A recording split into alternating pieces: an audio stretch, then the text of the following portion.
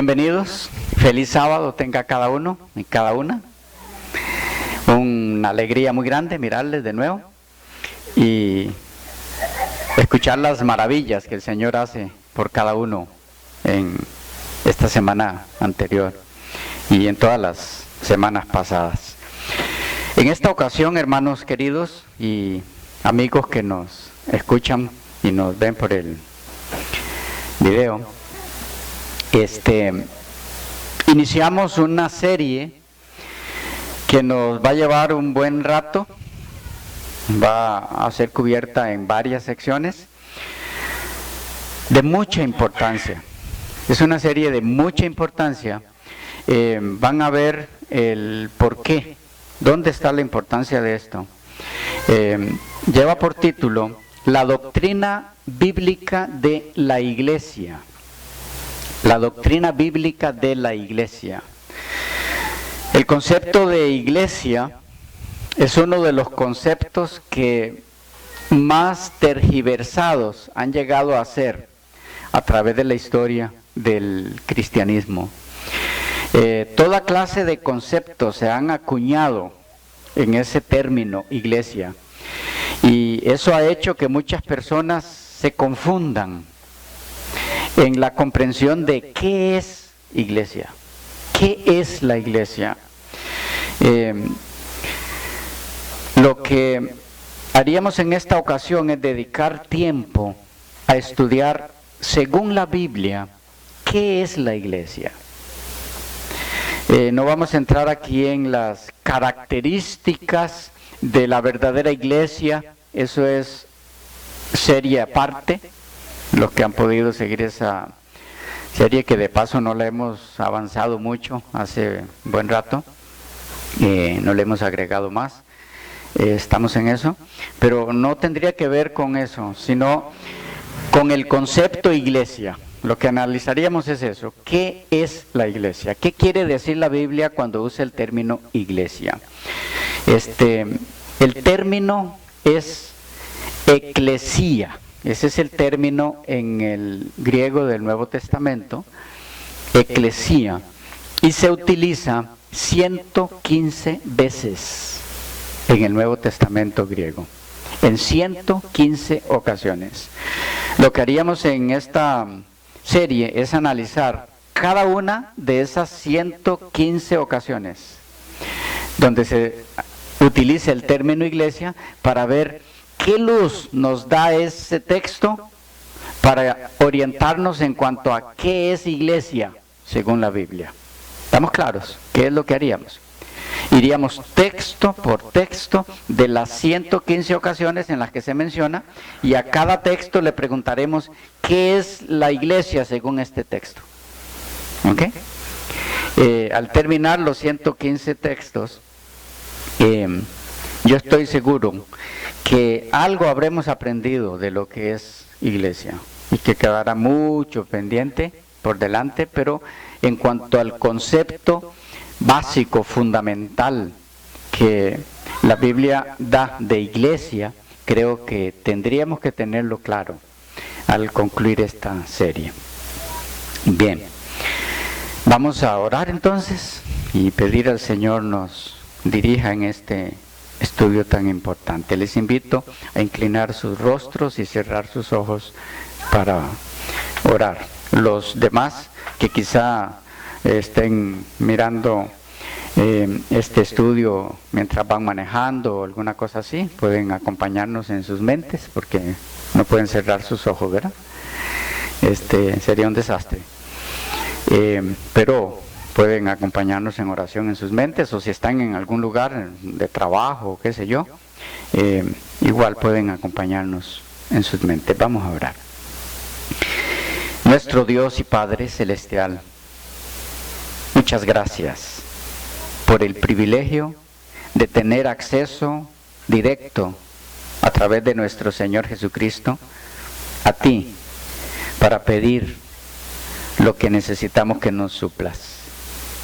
Queremos rogarte en este momento que tu Espíritu Santo pueda asistirnos en este estudio, que lo que aprendamos nos ayude a comprender qué es lo que tú quieres que entendamos en relación a lo que es la iglesia. Y más aún, que entendamos la importancia de ser parte integral de esa iglesia. Tómanos, dirígenos, entregamos este estudio en tus manos, en el nombre de Jesús. Amén. Empecemos recuerden que no necesitan anotar, ya el material está listo.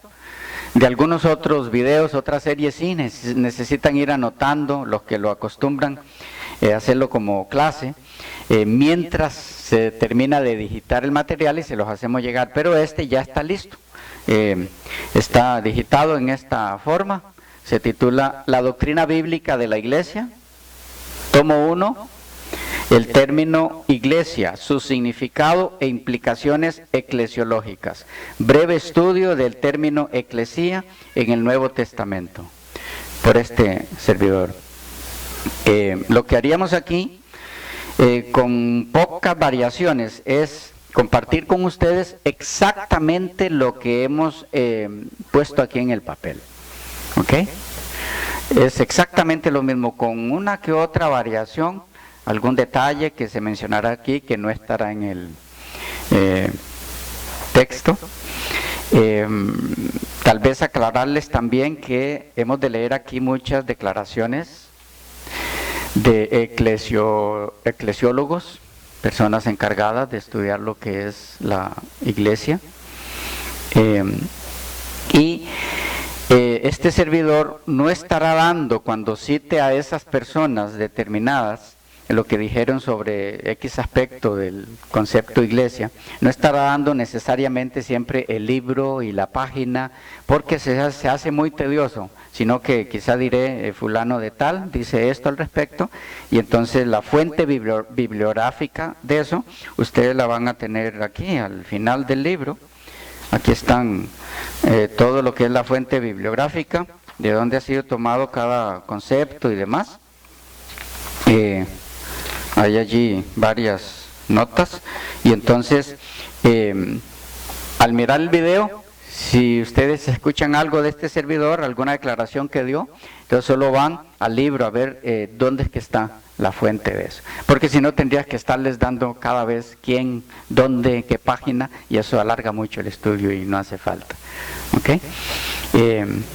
Igual, si usted no tiene acceso al material, porque no está con nosotros en nuestro ambiente donde podemos hacérselo llegar, puede solicitarlo por correo y se lo hacemos llegar con mucho gusto. Y si no, lo que tiene interés es en determinada declaración que se hizo, ¿cuál es la fuente? Escríbanos en la pantalla del estudio, ahí está el correo y los teléfonos, si quiere llamarnos y demás, y le mandamos la fuente de esa cita en la que está interesado usted, con mucho gusto. Bien, este es el tomo 1, tal vez es importante explicarles eso, es el tomo 1 que tiene que ver con el análisis breve, muy breve, de los 115 textos que mencionan el término iglesia, es eso. El tomo 2, ese está en preparación, y también la exposición en video, se titula La misión de la iglesia, siempre en el concepto general de iglesia, la misión de la iglesia, y lo que veríamos es, ¿para qué existe la iglesia? Es la doctrina del discipulado cristiano. ¿Ok? El tomo 3, que también estaremos exponiéndolo en las series en video, se titula Los modelos de la iglesia, y para cada uno de esos habrá también su correspondiente texto digitado ya. De los modelos de la iglesia, lo que estaremos analizando allí son las figuras y símbolos representativos de la iglesia cristiana, como el cuerpo, el templo, la esposa, el sacerdocio, nación santa, simiente o linaje, labradores, viña, la luz, la sal, los pámpanos, la familia, todas esas son figuras, modelos de la iglesia. Ese sería el tomo 3. El tomo 4 es la organización de la iglesia. Allí estaríamos viendo dones y funciones en la iglesia cristiana. Estaríamos tratando de compartir con ustedes también cómo descubrir los dones espirituales. ¿Cuáles son los dones? ¿Cuál es el significado de cada don? cómo descubrir los dones espirituales en su vida personal, en su experiencia personal. Y el tomo 5, con el que concluye la serie, es las señales distintivas de la iglesia. Pistas identificadoras o identificatorias, como se diga, de la verdadera iglesia. Esta en verdad ya la empezamos, la última, en la serie Cómo identificar a la verdadera iglesia. Y ahí vamos avanzando. Bien, ¿alguna pregunta en relación a los siguientes tomos? Repito, están en preparación. Por ir estando listo el segundo, se lo hacemos llegar y de una vez lo exponemos en video. ¿No hay preguntas sobre eso? ¿Claros? Serían 5 tomos. Hoy iniciamos en lo que tiene que ver con el primer tomo, la doctrina bíblica de la iglesia. Empecemos, hermanos y amigos queridos, con la historia del concepto iglesia. ¿Ok? La historia del concepto iglesia. Hay una historia detrás de este concepto. Toquemos un poquito lo que tiene que ver con el problema de la terminología. El problema de la terminología. Luego van a captar por qué ha llegado a convertirse en un problema. Para una adecuada consideración de este asunto, se hace necesario que entendamos las asociaciones lingüísticas que la palabra eclesía trajo consigo dentro del uso en los tiempos del Nuevo Testamento. Estamos tratando fundamentalmente con una idea al analizar qué concepto. ¿Ah? Sí, iglesia. Eso es lo que estamos viendo, iglesia. Estamos tratando, les decía, fundamentalmente con una idea que tuvo su gestación, su origen en la mente de Cristo y que encontró su eventual expresión en el Nuevo Testamento bajo la dirección del Espíritu Santo. Pero los desarrollos lingüísticos normalmente fueron principalmente los medios empleados en el proceso. Y en ese sentido tenemos algunos usos del término iglesia distintos uno de otro. Número 1, el uso clásico del término iglesia. El uso clásico del término iglesia.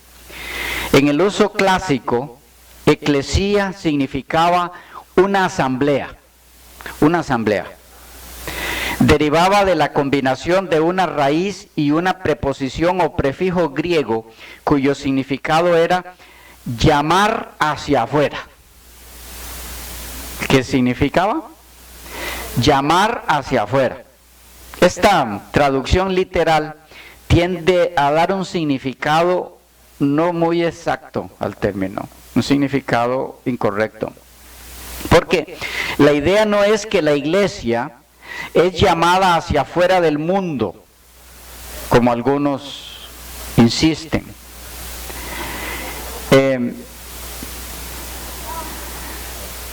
Quiere decir más bien en castellano, citados o convocados.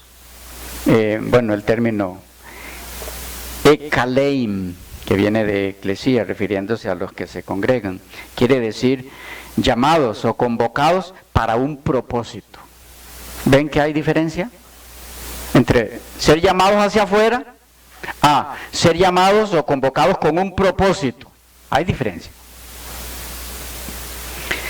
El concepto más bien es el de un grupo de personas calificadas y capacitadas para sesionar como asamblea.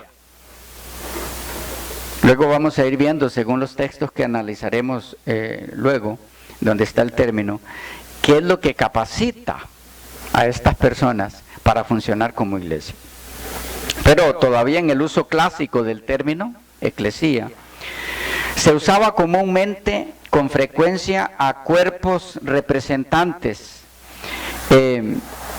llamados hacia afuera, llamados aparte, para ejercer funciones legislativas. El léxico griego de Thayer dice, definiendo el término, una reunión de ciudadanos llamados de sus hogares hacia un lugar público, una asamblea. Estamos en el uso clásico del término. Liddell y Scott, en su léxico griego, dan la siguiente definición. Una asamblea de ciudadanos regularmente convocados. La asamblea legislativa, a manera de ejemplo. Y sigue diciendo el diccionario, la antigua población griega estaba organizada por un número de ciudades-estados. En su relación con la idea neotestamentaria de la Iglesia, el importante significado del uso clásico consiste en que el término se refería a un cuerpo de personas que tenía cualidades definidas y que se reunía para llevar adelante sobre principios democráticos ciertos designios organizados. Para ser más específicos, en el uso clásico de este término, había 4 elementos pertinentes a su uso en el Nuevo Testamento. 1, la asamblea era local, era una asamblea local. 2, era autónoma. ¿Entienden autónoma? Se gobernaba a sí misma. ¿Ya? 3, presuponía cualidades definidas de sus miembros. Esto lo que significa es que esos miembros que componían esa iglesia, estamos todavía en el uso clásico, los que componían esa asamblea, hoy podríamos decir como la asociación de desarrollo de un pueblo. ¿Ok? Ellos tienen una reunión anual o semanal o como sea. Se gobiernan a sí mismos, tienen sus propios líderes que ellos mismos escogen. ¿Ok? Eso es lo que quiere decir que presuponía cualidades definidas de sus miembros, que les capacitan para reunirse y tomar decisiones. Y 4, era conducida sobre principios democráticos. Eso era eclesía en el uso clásico, en el uso secular. ¿Ok? En el uso secular se usaba el término. Pero hay un segundo uso de la palabra eclesía, es el uso en la Septuaginta. ¿Recuerdan qué es la Septuaginta? Hemos visto aquí algunas veces sobre eso. Fue la primera traducción que se hizo del Antiguo Testamento hebreo al griego. ¿Okay? La versión de los 70. Ustedes lo van a encontrar en los libros como LXX, en números romanos, 70. Es la versión de la Septuaginta. ¿Qué del uso de este término en la Septuaginta? Ninguna idea o término en el Nuevo Testamento puede adecuadamente interpretarse sin decidir el asunto de su relación con el Antiguo Testamento y el judaísmo. Elementos desprendidos de esas fuentes fueron los factores determinantes en la educación y en la preparación de todos los escritos del Nuevo Testamento. De ahí que justamente no lo podemos ignorar, esos documentos. En este punto, la fuente de nuestro especial interés es la Septuaginta, la versión griega, como les mencionaba, del Antiguo Testamento, que era común entre los judíos de habla griega en el tiempo de Jesús. En dicha versión se utiliza eclesía para traducir la palabra hebrea Kaal. ¿De dónde estaría traduciéndola? Del Antiguo Testamento. Recuerden, es la primera versión o traducción que se hizo del hebreo al griego. La Septuaginta usa eclesía traduciendo la palabra hebrea Kaal, es decir, toma la palabra hebrea Kaal y la traduce al griego como eclesía, término que significa una asamblea, convocación o congregación. Eclesía se menciona en la Septuaginta 96 veces. 96 veces, omitiendo unos pocos casos en los cuales el texto es puesto en duda, si usa o no el término ahí. Se pueden distinguir en la Septuaginta 6 variantes del término iglesia. 6 variantes. 6 usos, ¿ok? 6 formas de entender el término. 1. Se usa 5 veces para indicar simplemente una agrupación de individuos, sin hacer referencia a ningún carácter religioso específico, como en el Salmo 26:5. Dice, he aborrecido la asamblea de los malhechores, que es Kaal, traducido en la Septuaginta como eclesía, ahí. Asamblea.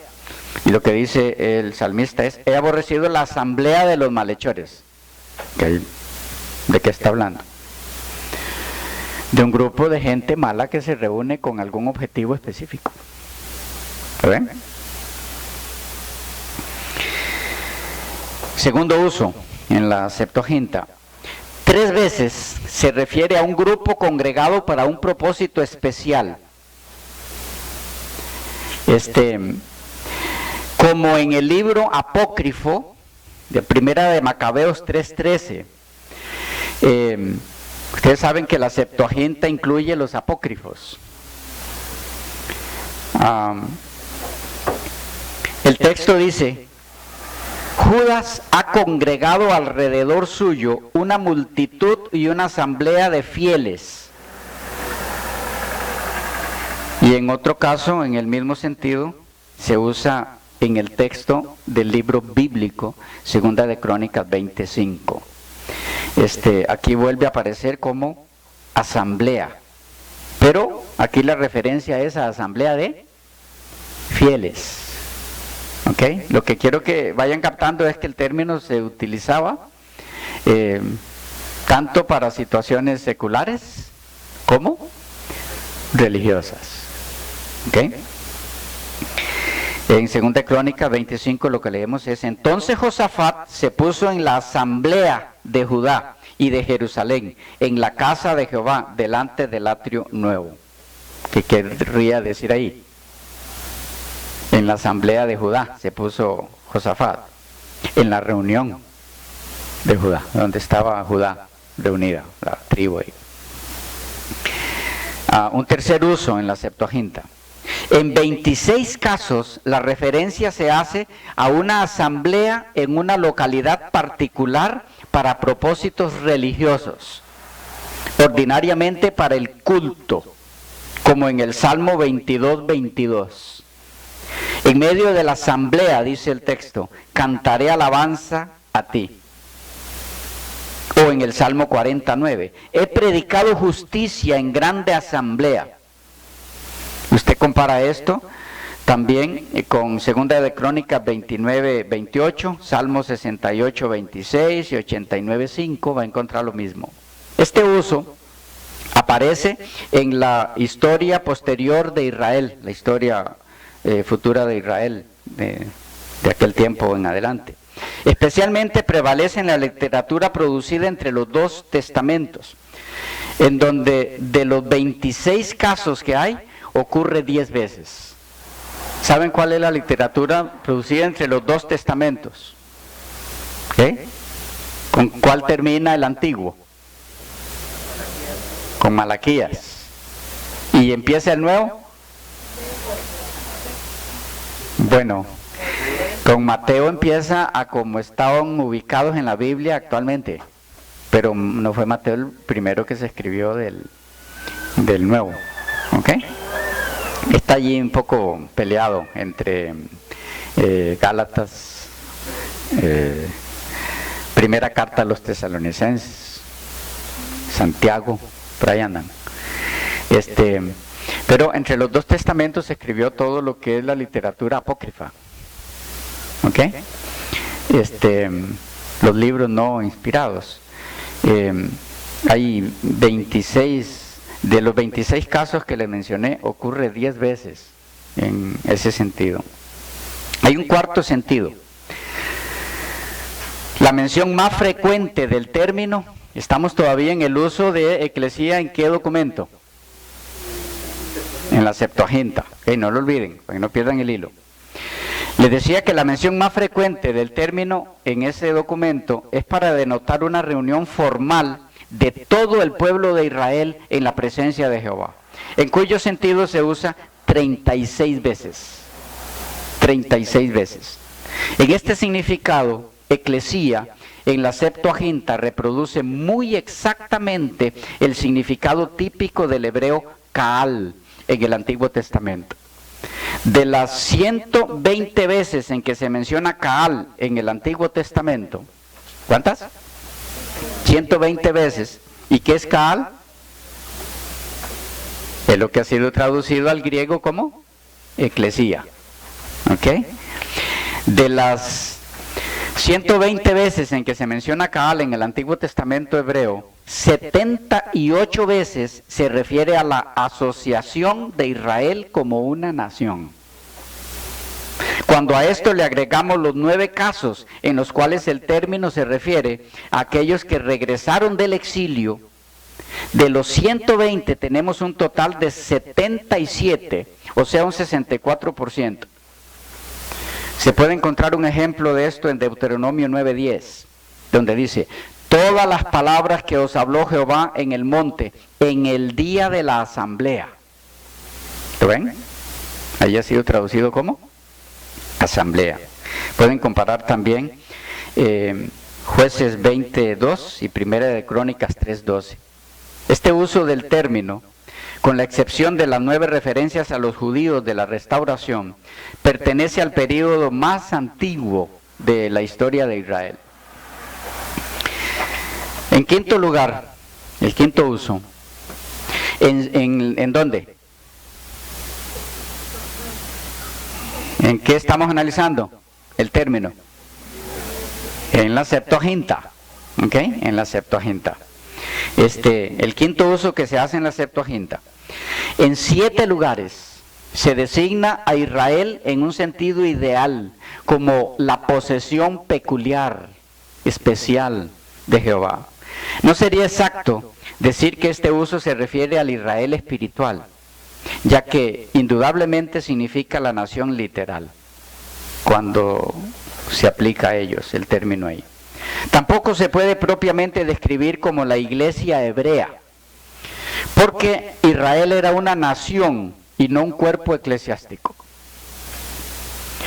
En este sentido, el ideal, el término eclesía se usa para describir ciertas barreras que impiden que uno sea participante en el privilegio del pueblo escogido de Dios, sin tener en cuenta ninguna asamblea en particular del pueblo de Dios, como por ejemplo en Deuteronomio 23:3, donde dice: no entrará amonita ni moabita en la congregación de Jehová. Pueden ver también Lamentaciones 1:10, de los cuales mandaste que no entrasen en tu congregación. Y hay un sexto sentido o uso, finalmente.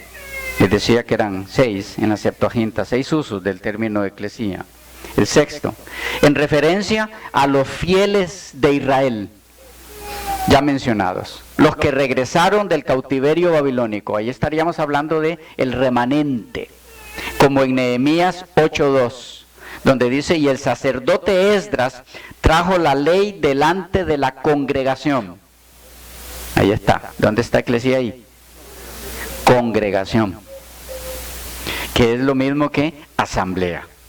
Pueden comparar eso con Nehemías 8:17, donde dice: y toda la congregación que volvió de la cautividad hizo tabernáculos. Y tenemos entonces un significado resultante de todo esto. Por una combinación de elementos que se desprenden del significado de eclesía, tanto de su uso en el griego clásico como en la Septuaginta, tenemos como resultante una comunidad de individuos que poseen ciertas cualidades y que son considerados en un sentido único como un pueblo de Dios, dedicándose a la promoción de objetivos religiosos y conduciendo sus propios asuntos sobre principios democráticos. Ese es el resumen resultante de los 2 usos anteriores que hemos visto de eclesía, que son ¿cuáles? El uso clásico y el uso que se le da en 6 ocasiones en la Septuaginta o en 6 formas. ¿Ok? Ahora, tenemos que entrar para poder entender qué es la iglesia en algunos problemas etimológicos en el uso de la palabra eclesía. ¿Qué es etimológico? Es lo que tiene que ver con el significado original del término, de dónde viene. ¿Ya? Tenemos que entrar en algunos problemas etimológicos en el uso de la palabra eclesía, porque nos ayudará a entender qué es lo que ha llevado a muchas personas en la actualidad y desde mucho tiempo atrás a confundir lo que significa el término iglesia. Tenemos que entrar en su significado propio. ¿Ok? Pero se nos fue el tiempo. Quedamos por aquí y lo vemos en la segunda sección.